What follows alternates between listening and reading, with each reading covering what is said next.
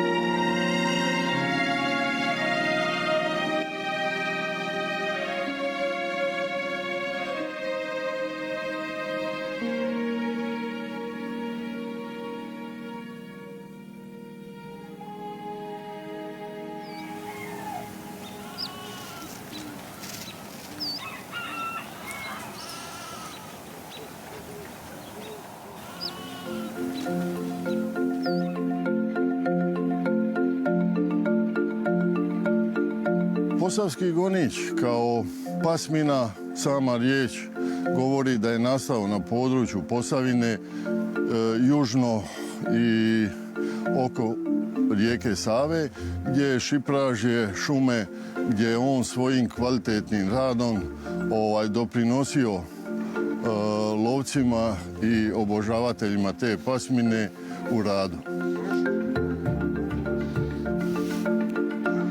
Mir, dobro. Gdje si ti, ha? Gdje si ti? Bravo, gdje si ti? Gdje si ti? Gdje si ti? Dobro, dobro.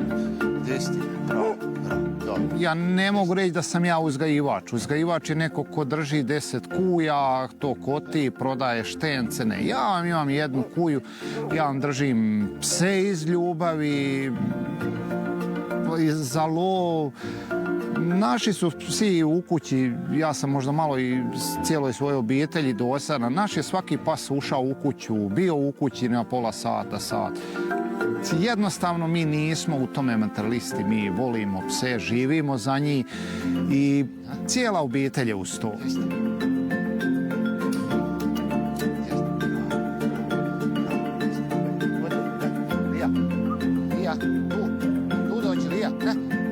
Mi smo odrasli među životinjama, mi volimo i ovcu, i kozu, i mačku, i sve. Jednostavno kad se odrasta na selu, ti nisi ima neke sadržaje ko, ne znam, neko u gradu, Zagrebu. Ti si mora se zabavljati s tim što si ima, znači ti si mora sa psom. Nisi ti ima, ne znam, kino, ići gledat kino. Ja nisam ima ni auto, niti sam mogao otići u kino. Znači ja sam morao uzeti psa, ići u planinu i ja sam se tu gušta.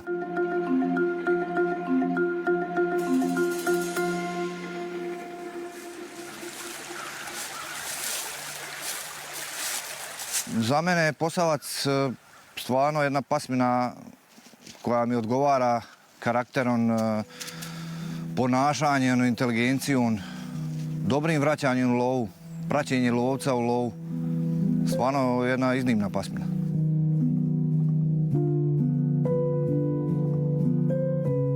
S njim sam radio od malih nogu, pokazao se jako talentiran u malom uzrastu. Išli smo na državnu izložbu u Zagreb, autohtoni pasmina, tu je pobjedio i plasirao se da predstavlja Hrvatsku na svjetskoj izložbi u Leipzigu 2017. godine. Gore smo isto ostvarili uspjeh, moj dječački san, gdje je on postao svjetski prvak.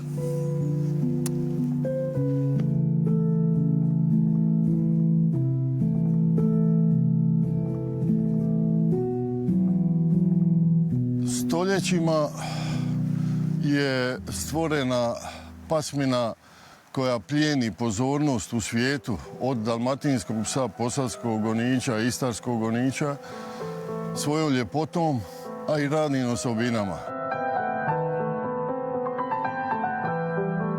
Povijest posavskih goniča vezana je kao za povijest i ostalih naših lovnih goniča. Oni svi potječu praktično od ilirskih goniča koji su već bili na ovim područjima. Povijest ilirskih goniča u prapovijest ide dalje sve do egipatskih pasa, hrtolikih i svih goniča koji su se razvili poslije po cijeloj Europi, pa tako i na našim područjima.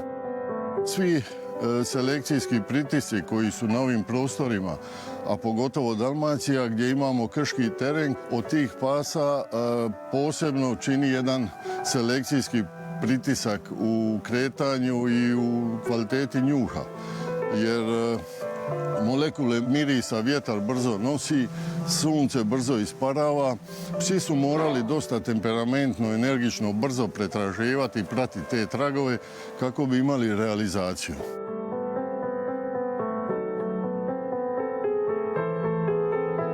On se koristi u lovu gonič kao gonič na zeca, na lisicu, na divlju svinju i pogodan je u svojem radu radi znači i na kratke ture i na srednje ture i na dugačke ture. Znači njegove morfološke odluke, njegov oblik omogućava rad dugotrajan i kvalitetan i ustrajan. 1719. godine u Đakovu biskup Petar Bakić zapisao je da se na tim područjima nalazi pas veličine od 4 stope, 4 pedlja. On ima žutu boju, osnovnu, i da ima bijele oznake po tijelu kao što je praktično danas u našem modernom posavskom goniču. Znači, treba imati lisu, preko čela, treba imati iza vrata bijelo, mora biti nos taman, ne smije biti depigmentacija. Znači, leđa moraju biti, to mi kažemo, čvrsta, ravna, ne smije biti puknuta, uleknuta. Rep mora biti do skočnoga zgloba, na vrhu repa bijelo. Znači, mora imati sve 4 čarapce, poželjno je da ima bijele, znači i niske, ne visoke gore, znači. I mora imati na prsima bijelo, znači to isto jako poželjno. I trebalo biti, znači, dužina, omjer visine, dužine, trebao biti 13% omjer da je pas duži nego što je viši, u grebenu.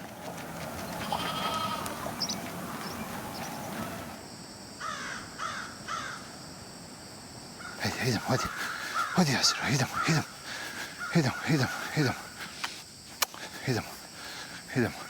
ne, odi, ne Dinko, ne. Ko malo dijete, ja sam volio pse i to su najprije bili psi križanci jer se nije moglo doći. Ovo je bio jako dosta siromašan kraj i onda posle Domovinskog rata je to malo situacija se dosta više popravila, počelo se raditi, imalo se više novca, ali onda smo pomalo počeli nabavljati čistokrvne pse i onda je to krenulo sve puno bolje. Znači, najbolje kuje su se pojarile i tu se uzima štene od najbolje krvi i zato sam danas došao tu gdje jesam. Jer sam uvijek mi je bio prioritet pas, a ne novac. Znači, uvijek sam volio imati psa, nikoga nije mogao kupiti.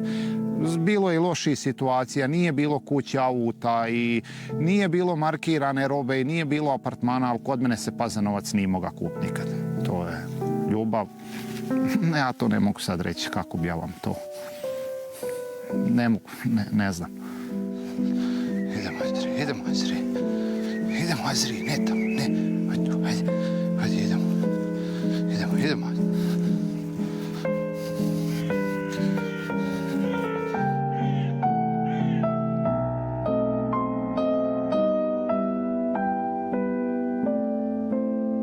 Prvenstveno neće domaće životinje. A mi vam živimo u selima, vi nikad ne znate kad će pas otirat, vraćate kroz selo. Neće dirat ovce, neće dirat koze, neće dirat kokoše, neće nigdje ostati. To su vam psi koji su strastveni lovci, puno bogatog glasa, jer vidite mi živimo u brdima, znači mora se pas čuti.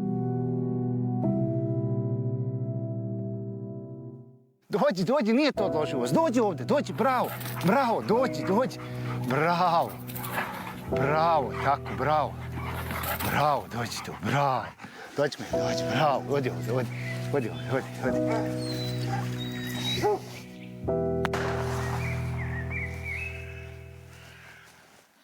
Za razliku od istarskog goniča, možda je nešto manjeg temperamenta nego istarski gonič, ali kroz svoj kinološki rad i praćenje kao sudac zapazio sam da se vrlo kvalitetno veže za tragove divljači koje zaista ustrajno i kvalitetno prati i ima dug gonj, za razliku od istarskog goniča.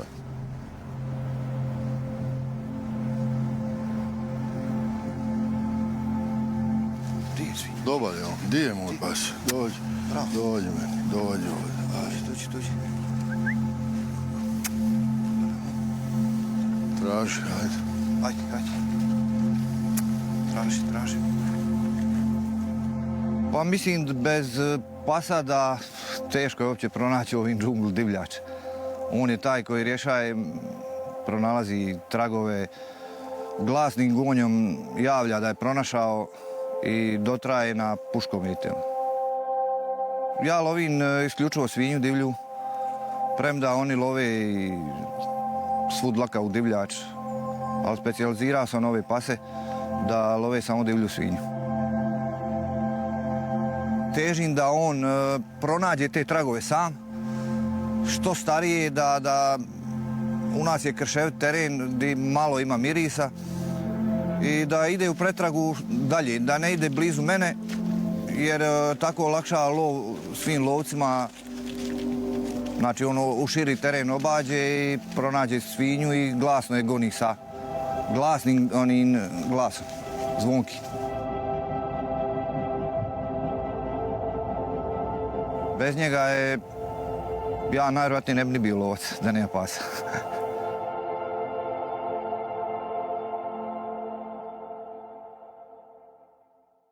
Temperament i ponašanje je važno kod posavskog goniča.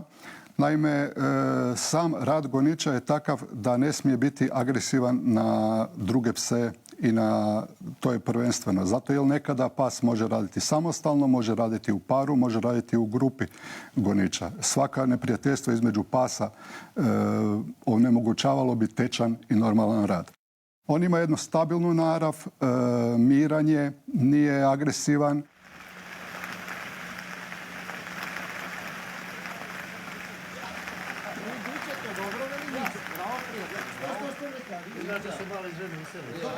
Ja tebe moram nešto sad priupitati. Ja mislim da je tebi tata poklonio te cipele da ne ideš u kišu sa njima. Ne, ja se prezit u auto. Ne, on je meni... To su cipele. Je to tako cipela, to je miraž. To su cipele za mis. To je miraž. Znaš kako veli Zlatan Muvar, kolega naš lovac. Ajde probaj, ajde ovo, šta smo se dogovorili? Evo idemo. Veli mladom vuku stara ovca, starom vuku mlado janje. Jedino treba doći što si ti rekao u trećem pogonu vino i to je to. To je to. To je to. Ja sam član lovačkog društva Medved Rakovca. Ja volim onaj starinski lov, kako su mene učili naši stari lovci, ljudi koji su tad lovili, koji su još bili puno skromniji nek sad. Oni nisu imali ni auto da odu u lovište. Oni se kretali u 2 sata noć da dođe na zborno mjesto otkud će krenut lov.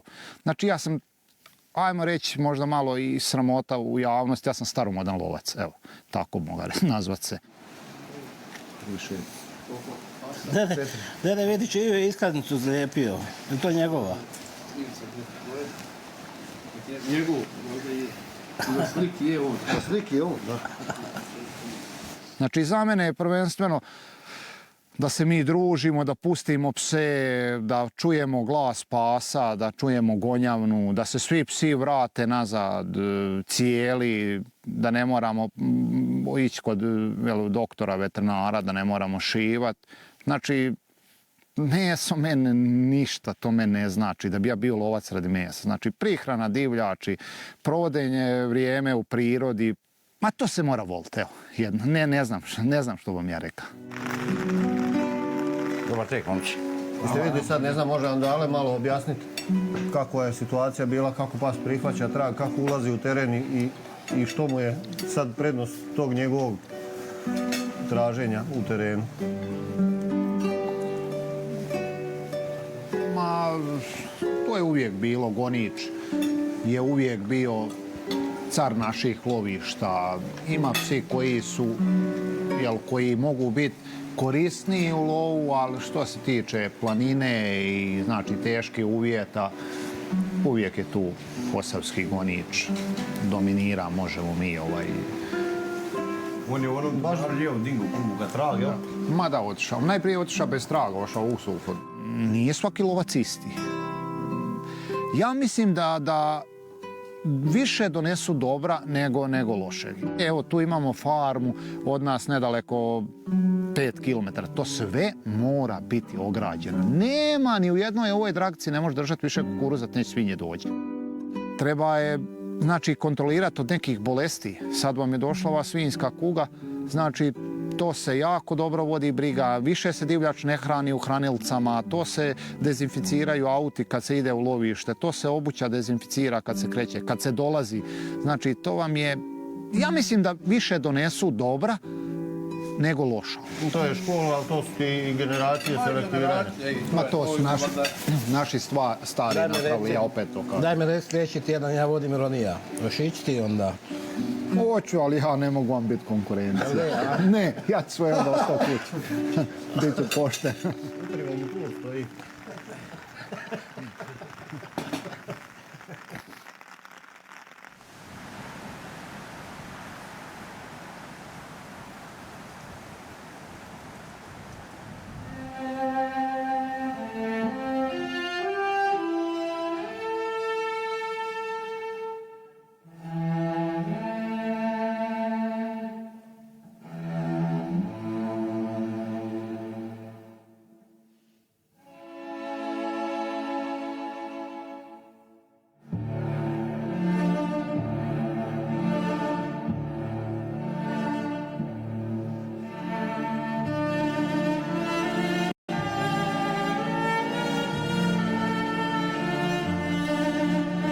Znači, on kad goni vepra, obično se to veprovi, znači, a oni su vam problematični, 12. mjesec, tad se svinje tjeraju, ali kad je svinja nervozna, ona vam u parenju zna izgubiti do 20 kila.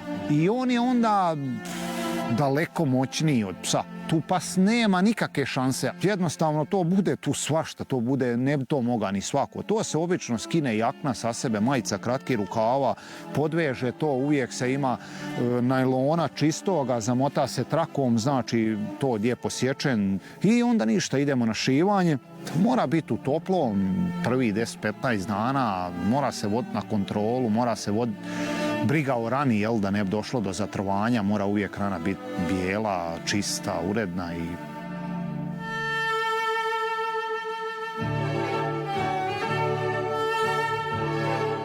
Da nije toga lova, ne bi onda držali, ne bi bilo pasa, razumijete? On ima svoju namjenu i on ima svoj trenutak koji čovjek kad će nestati, tako da on prođe jako puno bitke i svašta i preživi pa sve to, ajmo reći.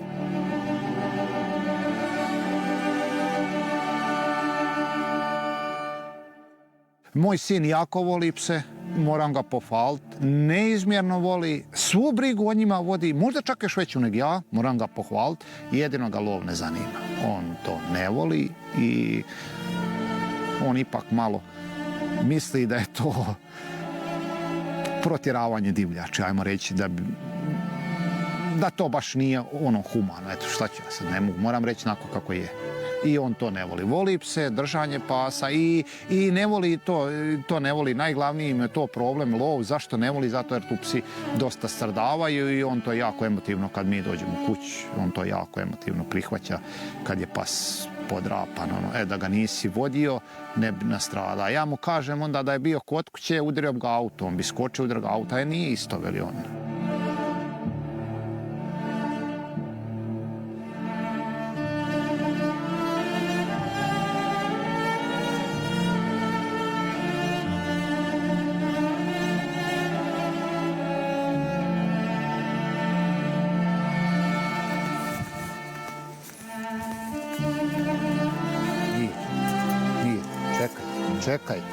Čekaj tu, mir, čekaj tu.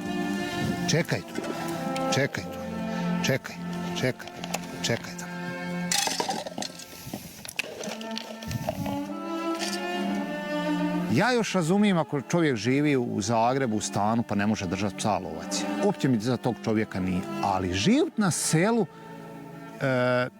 i ne imati toliko svaki dan vremena, 10-15 minuta da izdvojiš za psa, iskuće hranu koja ti ostane, bacaš u kontejner, ne držiš psa.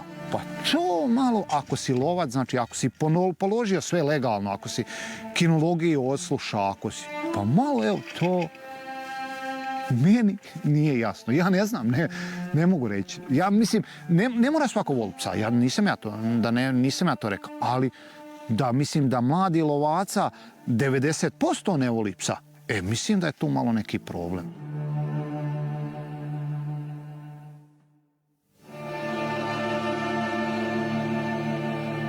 Mislim da će u budućnosti goniči imati malo većih problema u održavanju, upravo zato jer se ide za psima koji su manji, žele imati u domaćinstvu neke manje pasmine, neke sportske pasmine, zbog lakšeg držanja, a isto tako pitanje je uvijek kako će se odnositi naša zajednica, ne naša, nego cjelokupna svjetska zajednica prema lovu. Znači, rizik ako se lovstvo u ovom obliku ne zadrži kao što je do sada, ja ne vidim razloga da ne, međutim, eto tako svjetske prilike idu u raznim smjerovima, mislim da će goniči dijeliti sudbinu toga.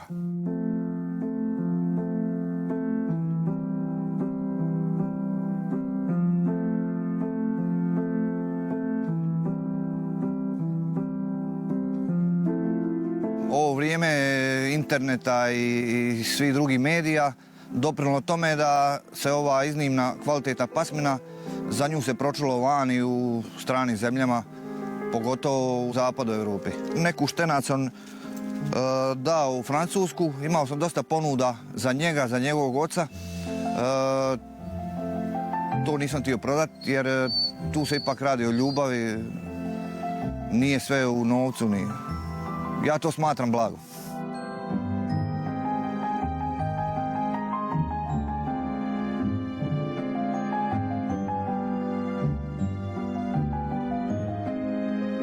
Momentalno ima na svom ranču 2 arapska konja, 3 magarca dinarska, 10-ak pasa i tako. To je sve ljubav neka koju si naslijedio genetski i koja jednostavno ti postane stil života i kinologija i ljubav prema životinjama. Svoje vrijeme isto u kafiću ili za kockarskim aparatom koristim boravkom uz svoje životinje koje hranim, njegujem, pružam ljubav i tako dalje. Ja sam se upoznao sa svima samo zahvaljujući psima. Eto. Znači sve su uzeli što mogu uzeti. I eksterijerno, i radno, i u lovu. A jednostavno to je sve.